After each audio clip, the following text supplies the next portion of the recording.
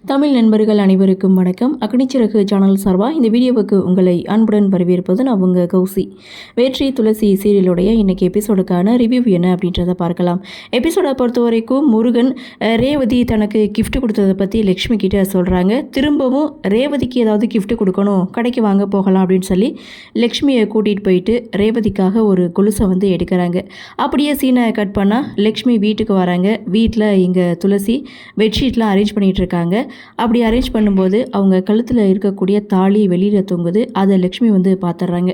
தன்னுடைய பொண்ணுக்கு கல்யாணம் ஆகிடுச்சா, வீட்டுக்கு தெரியாமல் கல்யாணம் பண்ணிக்கிட்டாளா, இவ யாரையாவது விரும்புகிறாளா அப்படின்ற சந்தேகத்தோட அதிர்ச்சியோட லக்ஷ்மி அங்கேருந்து போகிறாங்க.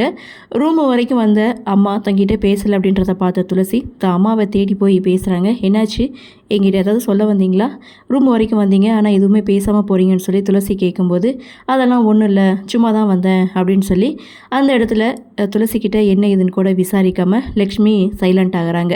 அப்படியே சீனை கட் பண்ணால் வெற்றி எங்கே போயிருக்கா அப்படின்னு சொல்லி ஈஸ்வரமூர்த்தி அபிராமிக்கிட்டே விசாரிச்சிட்ருக்காங்க. ஸோ கல்யாணம் நிச்சயமாயிருக்கு, வீட்டில் இருக்காமல் கட்டிக்கிற போகிற பொண்ணை வெளியில் கூட்டிகிட்டு போகாமல் இவன் எங்கே தான் சுற்றிட்டு திரிறான் அப்படின்னு சொல்லி பேசிகிட்டு இருக்கும்போது வெற்றியுடைய என்ட்ரி. ஸோ வெற்றிக்கிட்ட வந்து கட்டிக்க போகிற பொண்ணை வெளியில் எங்கேயாவது கூட்டிகிட்டு போகலாம், பழகலாம் அப்படின்னு சொல்லி அட்வைஸ் பண்ணிகிட்டு இருக்காங்க.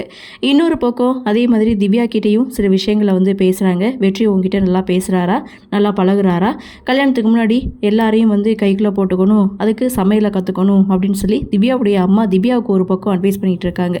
ஸோ இன்னொரு பக்கம் அப்படின்னு பார்க்கும்போது முருகன் பார்த்திங்கன்னா தான் வாங்கிட்டு வந்த கொலுசை ரேவதி கிட்ட வந்து கிஃப்ட் பண்ணுறாங்க.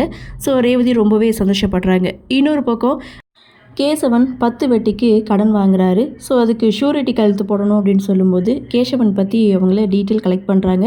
அப்போ தான் அந்த இடத்துல சிவராமுடைய பையன் கேசவன் அப்படின்ட்டும் எக்ஸ் எம்எல்ஏவுடைய மருமக அப்படின்றது அவருக்கு தெரிய வருது. இதனால் எந்த ஒரு ஷூரிட்டியும் கொடுக்காமலே அவருக்கு 10 வட்டிக்கு கடனை வந்து கொடுக்குறாங்க. மாத தவணை கரெக்டாக வந்து சேரணும், இல்லைனா வசூலிக்கும் முறையே வேறு மாதிரி இருக்குன்னு சொல்லிட்டு அங்கேருந்து போகிறாங்க.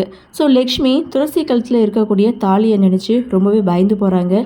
கடவுளை ஒரு பக்கம் வேண்டுறாங்க. இன்னொரு பக்கம் வீட்டுக்கு வந்த சிவராம் துளசியுடைய கல்யாணத்தை பற்றி லக்ஷ்மி கிட்ட பேசும்போது லக்ஷ்மி சைலண்ட்டாக உட்காந்துட்டு இருக்காங்க. ஸோ நான் நேரடியாக துளசி கிட்டே கேட்கலாமா அப்படின்னு சொல்லி லக்ஷ்மி கிட்டே கேட்க அதெல்லாம் ஒன்று வேணாம், நானே அவகிட்ட பேசிக்கிறேன்னு சொல்லி எபிசோட முடிச்சிருக்காங்க. சரி, என்ன நடக்குது, என்ன மாதிரியான சுவாரஸ்யத்தோடு கதைக்கள நகர்வை கொண்டு வராங்க அப்படின்றத நாமளும் பொறுத்திருந்து பார்க்கலாம்.